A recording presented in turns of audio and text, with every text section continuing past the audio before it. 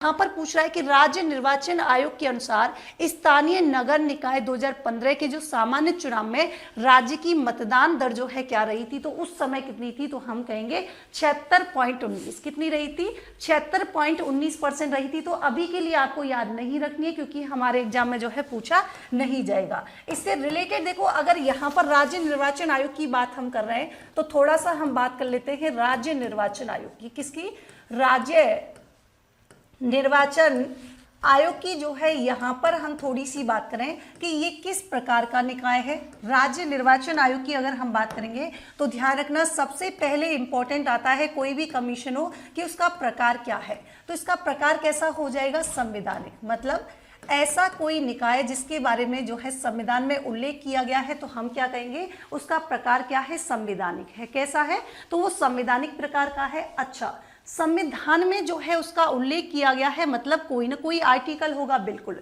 तो आर्टिकल यहाँ पर कौन सा हो जाएगा, 243 के। कौन सा हो जाएगा, 243 के जो है यहाँ पर करेक्ट आंसर हो जाएगा। लेकिन एक इंपॉर्टेंट फैक्ट क्या है, आपसे पूछ लिया जाए कि मूलतः संविधान में, मतलब जब हमारा संविधान लागू हुआ था उस समय की अगर हम बात करें कि मूलतः संविधान में क्या राज्य निर्वाचन आयोग का उल्लेख था, तो हम कहेंगे मूलतः संविधान में जो है राज्य निर्वाचन आयोग का क्या नहीं था, उल्लेख नहीं था। तो मैम उल्लेख नहीं था, फिर कहां से आया, तो ध्यान रखेंगे यहाँ पर जो है आपकी क्या किया गया था, एक संविधान संशोधन किया गया था। कौन सा, 73वां संविधान संशोधन। कौन से संविधान संशोधन की बात कर रहे हैं, 73वें संविधान संशोधन की जो है यहाँ पर हम बात कर रहे हैं। और 73वें संविधान संशोधन के तहत जो है, तो अभी हमने बात की कि निर्वाचन आयोग का गठन जो है 243 के तहत जो है किसके चुनाव करवाता है, तो हम कहेंगे पंचायती राज के। किसके, पंचायती राज संस्थाओं के चुनाव जो है किसके अंतर्गत,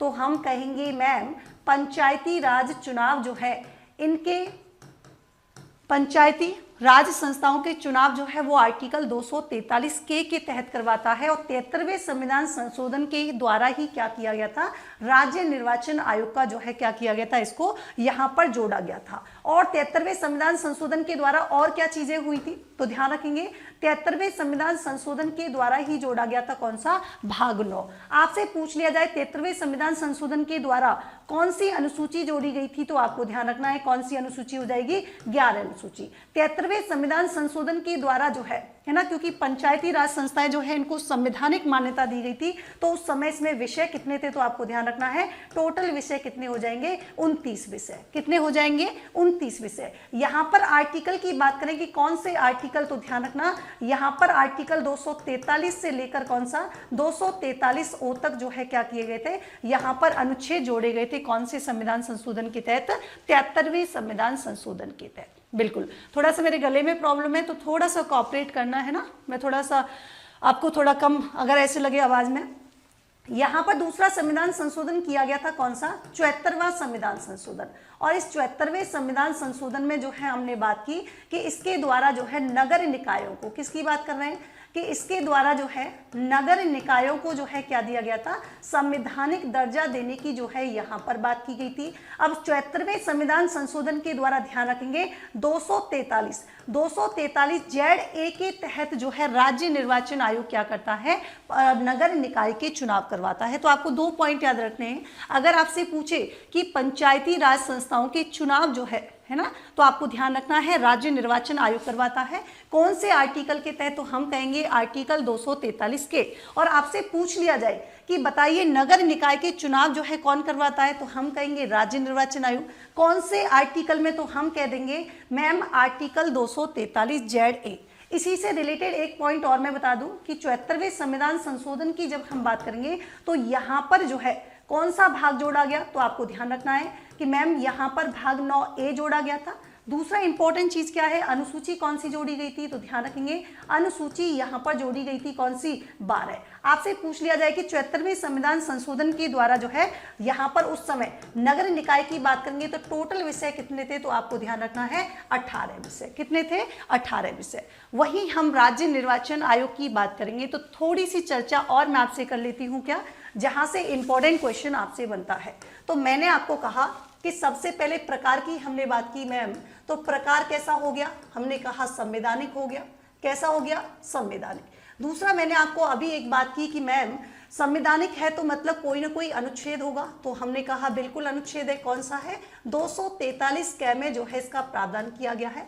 एक इंपॉर्टेंट फैक्ट मैंने आपको कहा कि मूलतः संविधान में इसका उल्लेख नहीं था, है ना, ये आपको ध्यान रखना है। स्टेटमेंट में जो है आपके गलत हो जाता है, मूल संविधान में क्या नहीं था? उल्लेख नहीं था। फिर आपसे पूछा जाएगा कि इसके स्ट्रक्चर की अगर हम बात करेंगे, कि इसका स्ट्रक्चर मतलब इसकी संरचना की बात करेंगे, है ना, इसकी संरचना की अगर हम बात करेंगे कि किस प्रकार का है, तो आपको ध्यान रखना है यहाँ पर केवल एक ही होता है। कौन? एक मुख्य चुनाव आयुक्त। कौन होता है? एक मुख्य चुनाव आयुक्त होता है। तो इसके प्रकार में हम क्या लिख देंगे कि संवैधानिक है और कैसी बॉडी है, तो हम कहेंगे एकल सदस्यीय बॉडी है। किस प्रकार का निकाय है? तो हम कहेंगे एकल सदस्यीय निकाय है। कैसा हो जाएगा? एकल सदस्यीय निकाय जो है यहाँ पर हो जाएगा। तीसरी बात हमने की कि जो मुख्य चुनाव आयुक्त जो है इसकी नियुक्ति किसके द्वारा की जाती है, तो ध्यान रखेंगे इसको नियुक्त करने का काम जो है किसके द्वारा? राज्यपाल के द्वारा। कौन नियुक्त करेगा? बिल्कुल राज्यपाल जो है इसको नियुक्त करेगा। फिर आपसे कहें कि भैया ये राज्य चुनाव आयोग जो है इसका गठन कब किया गया था, तो आपको ध्यान रखना है गठन किया गया था जून 1994 में, लेकिन इसने कार्य करना जो प्रारंभ किया था वो ध्यान रखना है जुलाई 1994 में किया था। कब किया था? जुलाई 1994 में जो है इसने कार्य करना प्रारंभ किया था। दूसरी इंपॉर्टेंट चीज आपको ध्यान रखनी है कि आपसे कहें कि राज्य चुनाव आयोग जो है उसका कार्यकाल, उसका जो है कार्य क्या है। चलिए, राधे राधे राधे राधे। बिल्कुल, चलिए, मैंने कहा कि आपसे पूछ लिया जाए कि राज्य चुनाव आयोग जो है उसका कार्य क्या है, तो आपको रटने की जरूरत ही नहीं है। चुनाव आयोग क्या करवाएगा? स्वतंत्र एवं निष्पक्ष रूप से क्या करवाना? चुनावों का संचालन करवाना जो है क्या है? राज्य चुनाव आयोग का प्राथमिक कार्य है। दूसरा हम बात करें कि कार्य की हमने बात कर ली, तो क्या हो जाएगा कि भैया करवाता क्या है? स्वतंत्र एवं निष्पक्ष रूप से जो है चुनावों का संचालन करवाता है। फिर बात आती है कि किसके चुनाव करवाता है, मतलब आपको ये तो समझ में आ गया कि चुनाव करवाता है, लेकिन किसके चुनाव करवाता है, तो आपको ध्यान रखना है यहाँ पर जो है, यहाँ पर एक तो करवाता है पंचायती राज संस्थाओं के। किसके करवाएगा? पंचायती राज संस्थाओं के। और दूसरा करवाता है किसके? नगर निकाय के, मतलब शहरी निकाय जो है नगर निकाय के। तो नगर निकाय के कौन से आर्टिकल, तो हम कह देंगे आर्टिकल 243 जेड। पंचायती राज की बात करेंगे आर्टिकल 243 के। अब यहाँ पर मैं थोड़ी सी बात आपसे करूं कि ये मुख्य चुनाव आयुक्त जो है इसका कार्यकाल कितना होता है, तो ध्यान रखेंगे कार्यकाल की बात आते ही आपके दिमाग में आ जाना चाहिए मैम 5 वर्ष 65 वर्ष। कितना होता है? 5 वर्ष 65 वर्ष जो है यहाँ पर कार्यकाल होता है। आपसे मैं कहूँ कि मुझे बता दीजिए कि ये जो है त्याग पत्र किसको देगा, तो आपको ध्यान रखना है त्याग पत्र ये किसको देगा, तो भैया त्याग पत्र भी किसको देगा? जिसको इसने नियुक्त किया है, जिसने इसको नियुक्त किया है। तो त्याग पत्र किसको देगा, तो हम कहेंगे राज्यपाल को देगा। किसको? राज्यपाल को जो है त्याग पत्र दे देगा। बिल्कुल। अब यहाँ पर एक इंपॉर्टेंट फैक्ट काफी बड़ा है, चूंकि हम लोग चैप्टर डिस्कस नहीं कर रहे, फिर भी मैं आपको बता दूं कि अगर यही हम बात कर लें आपसे भारतीय निर्वाचन आयोग या मैं कहूँ केंद्रीय निर्वाचन आयोग की, यहीं पर थोड़ी सी मैं आपको डिफरेंस करके बता दूं कि केंद्रीय निर्वाचन आयोग की अगर हम बात करेंगे कि यहाँ पर जो है केंद्रीय निर्वाचन आयोग किस प्रकार का निकाय है, तो हम कह देंगे मैम यहाँ पर प्रकार कैसा हो जाएगा? संवैधानिक। कौन सा हो जाएगा? संवैधानिक। मतलब क्या हुआ कि संविधान में उल्लेख मिलता है, बिल्कुल मिलता है। फिर तो कोई ना कोई आर्टिकल होगा, बिल्कुल है। कौन सा आर्टिकल है, तो ध्यान रखेंगे भारतीय चुनाव आयोग से रिलेटेड जो है तो 324 से लेकर कहां तक मिलता है? 329 तक जो है निर्वाचन आयोग के बारे में जो है क्या किया गया है? उल्लेख यहां पर किया गया है। आपको जो है ध्यान रखना है। चलिए, फिर यहाँ पर हमने बात की कि यहाँ पर केंद्रीय निर्वाचन आयोग जो है ये किस प्रकार का है, तो आपको ध्यान रखना है कि शुरुआती दौर में तो जब निर्वाचन आयोग का गठन किया गया, मैम कब गठन किया गया था, तो ध्यान रखेंगे गठन की बात आ जाए तो आपको ध्यान रखना है 25 जनवरी 1950 यानी कि 25 जनवरी 1950 को जो है क्या किया गया था? इसका गठन किया गया था। और इसी 25 जनवरी को हम क्या मनाते हैं, तो आपको ध्यान रखना है मतदाता दिवस के रूप में मनाते हैं, यानी कि वोटर्स डे के रूप में जो है यहाँ पर सेलिब्रेट करते हैं। दूसरा इंपॉर्टेंट बात क्या है कि यहाँ पर मैं कहूँ किस प्रकार का निकाय है, तो अभी मैंने कहा आपसे पूछ लिया जाए कि मूलतः संविधान में, तो आपको ध्यान रखना है कि मूलतः संविधान में तो कैसा था? एकल सदस्यीय था। कैसा था? एकल सदस्यीय था। लेकिन ध्यान रखेंगे बीच में बहुत सारे 1989 में ना, फिर उसके बाद 1993, तो अब तो हम चैप्टर नहीं पढ़े, तो आपको ध्यान रखना है 1993 से जो है अभी इसकी संरचना कैसी है, तो हम कहेंगे बहुसदस्यीय है। कैसी है? बहुसदस्यीय। इसका मतलब क्या हुआ मैम, यहाँ पर एक तो कौन होगा, एक तो मुख्य चुनाव आयुक्त होगा, ठीक है, एक तो मुख्य चुनाव आयुक्त होगा और इसी के साथ जो है यहाँ पर कौन होंगे, 2 अन्य चुनाव आयुक्त भी होंगे। आपसे पूछ लिया जाए मैम पहला कौन सा था, तो ध्यान रखना है अगर आपसे प्रथम केंद्रीय निर्वाचन आयुक्त की बात की जाए तो यहाँ पर आपको रखना है कौन सा, तो पहला हो जाएगा सुकुमार सेन। कौन सा हो जाएगा? सुकुमार सेन जो है आपके कौन थे, तो आपको ध्यान रखना है यहाँ पर सुकुमार सेन जो है वो आपके प्रथम केंद्रीय निर्वाचन आयुक्त थे। बिल्कुल ठीक है।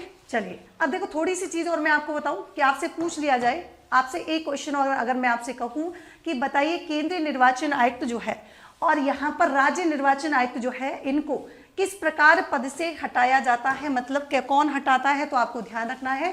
पहली बात तो मैं आपको 5 पॉइंट ऐसे बता देती हूँ, आज की बात ध्यान रखना कौन कौन से हैं। तो देखो 5 लोग ऐसे हैं जिनको सेम प्रोसेस से हटाया जाता है। कौन कौन से हैं मैम? तो एक तो है आपके सुप्रीम कोर्ट का न्यायाधीश, ध्यान रखेंगे, एक तो आपको ध्यान रखना है सुप्रीम कोर्ट का न्यायाधीश, एक आपको जो हाई कोर्ट के न्यायाधीश है, हाई कोर्ट के न्यायाधीश, एक हम बात करेंगे किसकी, यहाँ पर केंद्रीय निर्वाचन आयुक्त की बात करेंगे, किसकी, केंद्रीय निर्वाचन आयुक्त की जो है यहाँ पर बात करेंगे और इसी के साथ ही हम बात करेंगे राज्य चुनाव आयुक्त की, किसकी, राज्य चुनाव आयुक्त की जो है यहाँ पर हम बात करेंगे और इसी के साथ ही हम बात करेंगे कैग, जिसे हम नियंत्रक एवं महालेखा परीक्षक के नाम से जानते हैं। किसके नाम से? नियंत्रक एवं महालेखा परीक्षक के नाम से जानते हैं, जिसका उल्लेख जो है आर्टिकल 148 से लेकर 151 तक मिलता है। इन 5 को जो है क्या है, तो ध्यान रखेंगे इन 5 को समान प्रक्रिया के द्वारा हटाया जाता है। किसके द्वारा? समान प्रक्रिया, मतलब सेम प्रोसेस से हटाया जाता है। क्या प्रोसेस होता है, किस प्रकार हटाया जाता है, तो ध्यान रखेंगे। हाँ जी, जैसे राज्य निर्वाचन आयोग की बात करेंगे तो राज्य निर्वाचन आयुक्त को जो है किस प्रकार हटाएंगे, जिस प्रकार से उच्च न्यायालय के न्यायाधीश को हटाते हैं वैसे ही केंद्रीय निर्वाचन आयुक्त की बात करेंगे तो सुप्रीम कोर्ट के न्यायाधीश को जिस प्रकार हटाया जाता है। तो यहाँ पर 5 लोग ऐसे हैं जिनको समान प्रक्रिया से हटाया जाता है। कौन है 5 लोग? सुप्रीम कोर्ट का न्यायाधीश, हाई कोर्ट का न्यायाधीश, केंद्रीय निर्वाचन आयुक्त, साथ ही हम बात कर रहे हैं राज्य चुनाव आयुक्त की और साथ ही हम बात कर रहे हैं नियंत्रक एवं महालेखा परीक्षक की। अब यहाँ पर थोड़ी सी चीज मैं आपको और बता दूं कि किस प्रकार का प्रोसेस रहता है। 5 का आपको एक साथ ही याद रखना है कि इसको हटाने के लिए, जैसे बात मैं करूं सुप्रीम कोर्ट के न्यायाधीश को किस प्रकार हटाते हैं, क्योंकि प्रोसेस सेम ही रहने वाला है। तो यहाँ पर देखो प्रस्ताव जो है, पहली बात तो आपसे पूछा जाएगा कि प्रस्ताव जो है वो कहाँ लाएंगे, कौन से सदन में, तो आपको ध्यान रखना है प्रस्ताव जो है कहाँ पर, किसी भी सदन में लाया जा सकता है। मतलब अगर सुप्रीम कोर्ट के न्यायाधीश की बात हो रही है, केंद्रीय निर्वाचन आयुक्त की बात हो रही है तो संसद के किसी भी सदन में, और हाई कोर्ट के न्यायाधीश या फिर राज्य निर्वाचन आयोग की बात हो रही है तो विधानमंडल के किसी भी सदन में। तो यहाँ पर मैं एक का प्रोसेस बता देती हूँ, सबका सेम प्रोसेस रहने वाला है। जैसे मैंने आपको कहा कि चलो मैं आपको कहूं कि सुप्रीम कोर्ट के न्यायाधीश को किस प्रकार हटाते हैं, तो मैंने कहा अगर एक प्रोसेस आपने याद कर लिया तो सेम सबका सेम रहने वाला है। तो देखो कैसे हटाएंगे, इसको हटाने के लिए क्या करना पड़ेगा, संसद के किसी भी सदन में प्रस्ताव लाया जा सकता है। मतलब हटाने का जो प्रस्ताव होगा वो संसद के किसी भी सदन में लाया जा सकता है। सबसे पहले तो आपको यही ध्यान रखना है। दूसरी बात हम करेंगे कि हटाने के लिए जो है यहाँ पर लोकसभा के कितने, तो हम कहेंगे लोकसभा के 100 सदस्यों के द्वारा क्या होना चाहिए, उसको अप्रूवल यानी कि अनुमोदन होना चाहिए, है ना, प्रस्तावित होना चाहिए। राज्यसभा की बात करेंगे तो राज्यसभा के कितने सदस्य हो जाएंगे, 50 सदस्य। अब यहाँ पर इनके द्वारा जो प्रपोजल लाया जाएगा हटाने का, तो आपको ध्यान रखना है कि भैया जो पीठासीन अधिकारी होगा, कौन होगा, जो पीठासीन अधिकारी होगा, चाहे तो वो उस प्रपोजल को क्या कर सकता है, चाहे तो जो पीठासीन अधिकारी है चाहे तो इसे क्या करे, चाहे तो इसे रिजेक्ट कर सकता है, मतलब अस्वीकार कर सकता है, और चाहे तो इसे क्या कर सकता है, चाहे तो इसे स्वीकार कर सकता है या अस्वीकार कर सकता है। अब देखो अस्वीकार कर लिया तो आप सभी को पता है कि जो प्रस्ताव जो है वो उसी टाइम समाप्त हो जाएगा, हटाने का जो प्रपोजल लाया गया है। मान लीजिए स्वीकार कर लिया गया तो ये पीठासीन अधिकारी जो है अब यहाँ पर क्या करेगा, स्वीकार करने के बाद जो है यहाँ पर अनुमति देगा, और अनुमति देने के बाद जो है यहाँ पर क्या होगा, यहाँ पर 3 सदस्यीय जांच समिति, कितनी, तो हम कहेंगे यहाँ पर जो है 3 सदस्यीय जांच समिति का गठन किया जाएगा। कितनी? 3 सदस्यीय जांच समिति का जो है गठन किया जाएगा। कि मैम उसमें कौन कौन होंगे जांच समिति में, तो ध्यान रखना यहाँ पर एक तो होगा सुप्रीम कोर्ट का मुख्य न्यायाधीश। कौन होगा?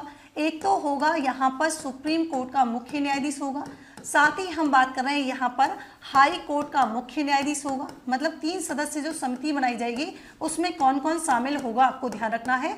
सुप्रीम कोर्ट का मुख्य न्यायाधीश, हाई कोर्ट का मुख्य न्यायाधीश, और एक व्यक्ति वो होगा जिसको विधि के क्षेत्र में, मतलब विधि पारंगत होना चाहिए, जिसको विधि का ज्ञान हो, है ना, उत्कृष्ट हो विधि में, तो ऐसा व्यक्ति। तो 3 व्यक्ति हो जाएंगे और यहाँ पर इसके द्वारा क्या की जाएगी? जांच जो है की जाएगी। अगर जांच में दोषी पाया जाता है, क्या है? जांच में दोषी पाया जाता है तो क्या होगा? संसद के दोनों सदनों के द्वारा, है ना, संसद के दोनों सदनों के द्वारा किस प्रकार से, तो हम कहेंगे मैम संसद के दोनों सदनों के विशेष बहुमत से, किससे? विशेष बहुमत से जो है इसको पारित किया जाएगा जो संकल्प है। और उसके बाद जो है यहाँ पर क्या होगा? राष्ट्रपति के आदेश के द्वारा जो है हटा दिया जाएगा। किसके द्वारा? राष्ट्रपति के आदेश के द्वारा जो है यहाँ पर इनको हटा दिया जाएगा। सेम प्रोसेस रहेगा। ठीक है।